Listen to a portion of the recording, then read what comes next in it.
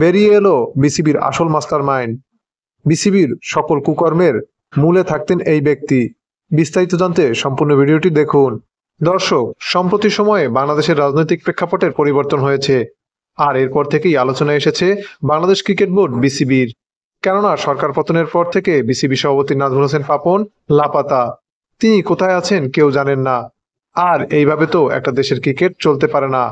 বিসিবির এমন টানাপোড়েনের মধ্যেই বোমা ফাটালেন নাম প্রকাশে অনিচ্ছুক বিসিবির একজন হেভিওয়েট কর্মকর্তা। বাংলাদেশ ক্রিকেট বোর্ড বিসিবির মাস্টার মাইন্ড বা মূল হোতা, অথবা আপনি তাকে যদি বলেন ক্রিমিনাল, তাহলে সে হচ্ছেন ইসমাইল হায়দার মল্লিক। নাম প্রকাশে অনিচ্ছুক ওই কর্মকর্তা বলেন, তামিম মিরাজের বিশ্বকাপ থেকে বাদ পড়া, এমনকি বিসিবির সকল কুকর্ম করত এই ব্যক্তি। তিনি বাংলাদেশের সবচেয়ে বড় আসর বিপিএল এর ম্যাচের ফলাফলও আগে থেকে নির্বাচন করে রাখতেন। কেউ প্রতিবাদ করতে আসলে ধ্বংস করে দিতেন তার ক্রিকেট ক্যারিয়ার। বাংলাদেশ ক্রিকেট বোর্ডের অনিয়মের কথা বিগত দিনগুলোতে সবই ছিল ওপেন সিক্রেট। সবাই জানলেও প্রতিবাদ করতে পারত না কেউই।